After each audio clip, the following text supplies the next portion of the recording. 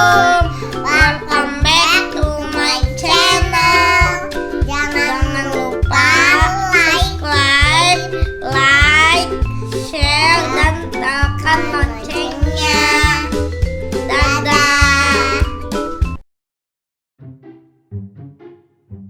Assalamualaikum sahabat Buba. Kembali lagi bersama Aksa dan Asia di Buba Channel, buku untuk bermain anak.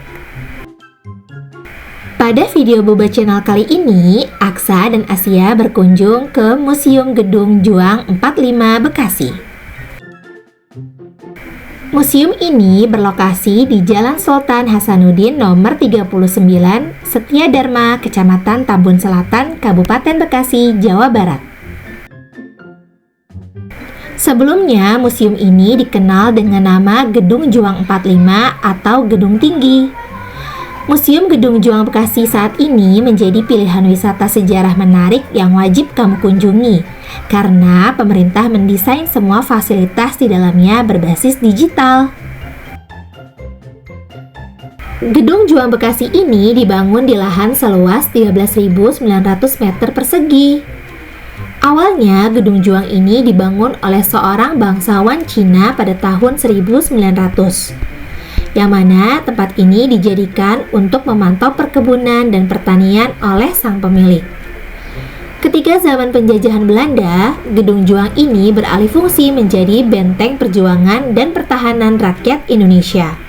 Sekarang, Gedung Juang Bekasi direvitalisasi secara besar-besaran oleh pemerintah Bekasi untuk mengenang momen perjuangan pemuda Indonesia di gedung bersejarah ini. Sebelum kita masuk ke dalam museum, kita dengarkan dulu yuk salah satu kisah pahlawan Indonesia dari buku terbitan ProKids seri Pahlawan Nasional. Buku ini dibeli oleh Abi untuk Aksa dan Asia agar dapat mempelajari sejarah pahlawan Indonesia yang telah berjasa memerdekakan bangsa ini. Buku seri Pahlawan Nasional terdiri dari beberapa pahlawan Indonesia. Namun salah satu pahlawan yang paling disukai Aksa dan Asia adalah Pangeran Diponegoro. Pangeran Diponegoro adalah anak pertama dari Sultan Hamengkubuwono III dan Raden Ayu Mangkarawati, penguasa Yogyakarta. Saat kecil, kakek buyutnya pernah berbisik bahwa dirinya akan menjadi pahlawan besar. Sang ibu mengirimnya ke Tegalrejo agar diasuh oleh neneknya yang bernama Ratu Ageng di pesantren. Sejak kecil, Pangeran Diponegoro biasa bergaul dengan rakyat jelata. Dia sangat dekat dengan orang-orang miskin. Dia juga akrab dengan para santri dan kiai. Salah satu guru agama Pangeran Diponegoro adalah Kiai Taftayani. Saat dewasa, Pangeran Diponegoro tidak mau menjadi putra mahkota karena dia tidak ingin diperintah oleh penjajah Belanda yang zalim dan serakah. Pangeran Diponegoro sering menasihati orang-orang keraton yang suka mabuk-mabukan seperti Belanda. Mereka hidup dalam kemewahan sementara rakyat hidup dalam kesusahan. Belanda sangat marah ketika tahu Pangeran Diponegoro ingin menegakkan nilai-nilai Islam di Yogyakarta. Berkali-kali Belanda berusaha mengadu domba Pangeran Diponegoro dengan bangsawan keraton lainnya. Pada puncak kemarahannya, Belanda ingin menangkap Pangeran Diponegoro di rumahnya, Tegalrejo. Alhamdulillah, sang pangeran berhasil menyelamatkan diri ke Selangor. Pangeran Diponegoro sangat dicintai oleh para ulama dan santri. Mereka siap bersama mendukung Pangeran Diponegoro. Pasukan Pangeran Diponegoro sangat pandai dalam taktik berperang. Karena tidak siap, Belanda sering kalah. Karena selalu gagal menangkapnya, penjajah Belanda membuat sayembara. Siapa yang bisa menangkap Pangeran Diponegoro, hidup atau mati, akan diberi hadiah uang yang banyak. Karena sering kalah, Jenderal de Kock mengajak berunding Pangeran Diponegoro. Ternyata Jenderal de Kock telah menyiapkan rencana jahat. Ketika datang dengan sopan, Pangeran Diponegoro justru ditangkap. Pangeran Diponegoro dan beberapa pengikutnya dibawa ke Manado dengan kapal. Mereka ditahan di benteng Amsterdam. Kemudian mereka dipindah ke benteng Rotterdam di Makassar, Sulawesi Selatan. Di Pangasingan, Pangeran Diponegoro menuliskan kisah hidupnya. Tulisan itu dikenal sebagai Babad Dipanegara. Akhirnya, Pangeran Diponegoro wafat dan dimakamkan di Makassar. Itu dia teman-teman, kisah dari Pangeran Diponegoro. Luar biasa sekali ya perjuangannya. Nah teman-teman, sekarang kita kembali lagi ke Museum Bekasi. Museum Bekasi memiliki daya tarik yang membuat wisatawan merasakan pengalaman berlibur yang mengesankan. Museum Bekasi saat ini didesain berbasis digital. Saat memasuki area museum, kamu akan melihat berbagai macam daya tarik yang tersedia.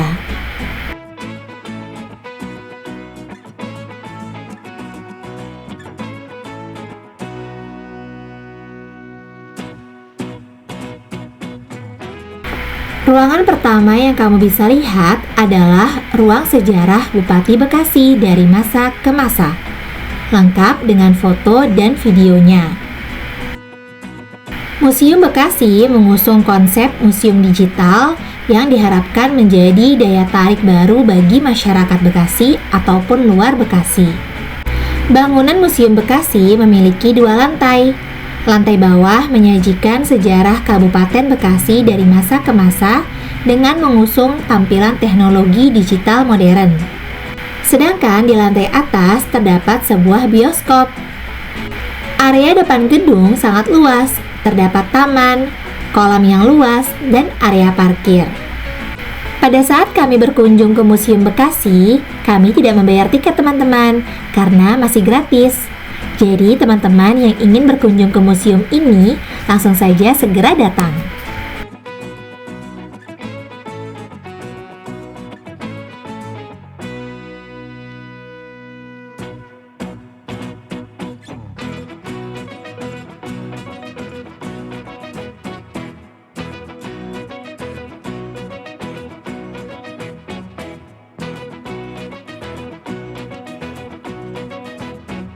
Di museum ini juga kamu bisa melihat peninggalan masa prasejarah yang disimpan terawat dalam box kaca lengkap dengan penjelasannya.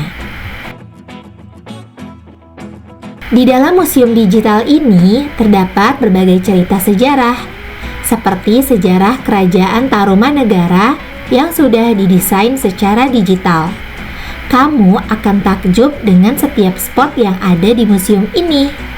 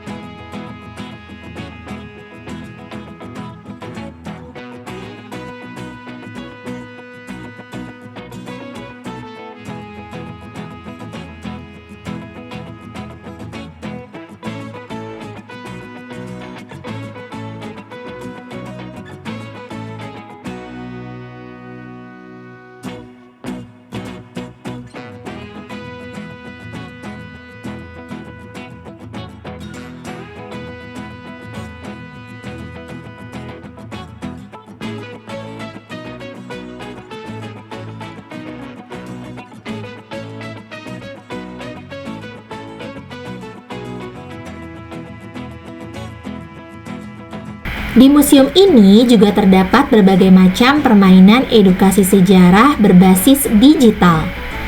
Ini akan sangat cocok untuk wisatawan dari berbagai jenjang usia, sehingga belajar sejarah jadi tidak membosankan lagi jika dengan metode permainan digital yang tersedia di museum ini.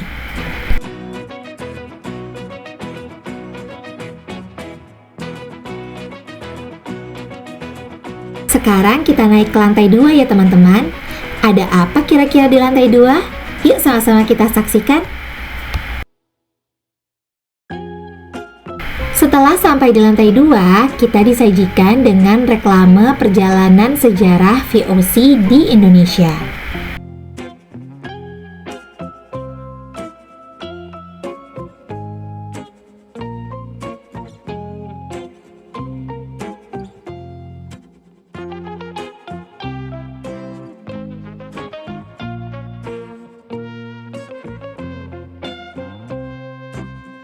Selanjutnya kita disajikan dengan cerita pahlawan rakyat Bekasi, Entong Tolo. Yang mana sejarah pahlawan rakyat Bekasi ini divisualisasikan dengan 3 dimensi. Sehingga membuat Aksa dan Asia sangat tertarik untuk menyimaknya. Di sisi sebelah kiri terdapat reklame sejarah Bekasi ketika dipimpin oleh pemerintahan Inggris.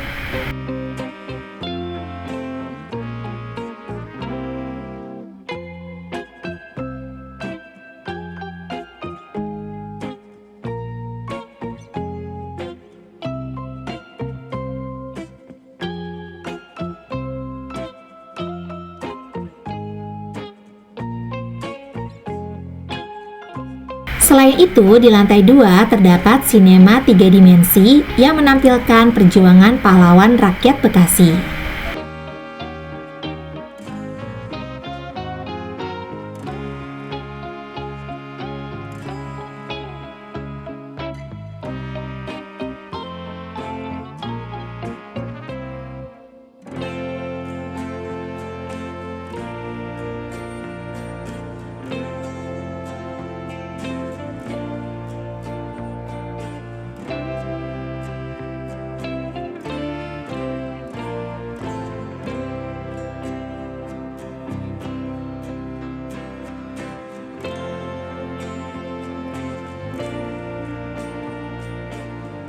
Nah, itu dia teman-teman, kurang lebih isi dari Museum Bekasi.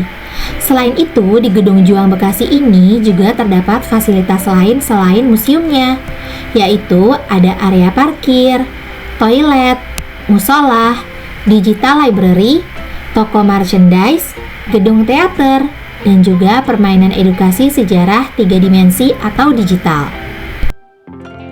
Gedung Juang ini sudah mengalami revitalisasi, yang mana resmi dibuka pada Jumat malam 19 Maret 2021. Museum ini dibuka untuk umum dari hari Senin sampai dengan Minggu dengan jam operasional pukul 9 pagi hingga jam 5 sore.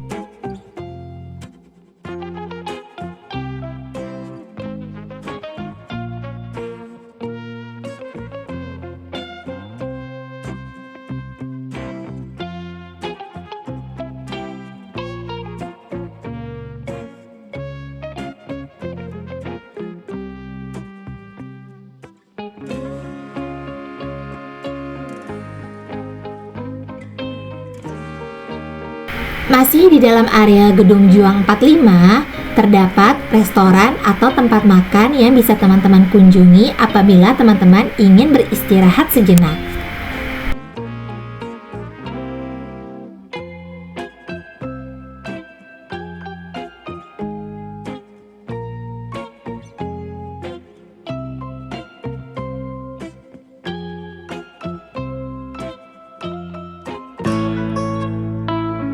Baiklah teman-teman, sekian dulu video Boba Channel kali ini. Terima kasih kepada teman-teman yang sudah menonton dari awal video hingga akhir. Jangan lupa untuk klik like dan subscribe-nya ya. Dadah teman-teman, Assalamualaikum.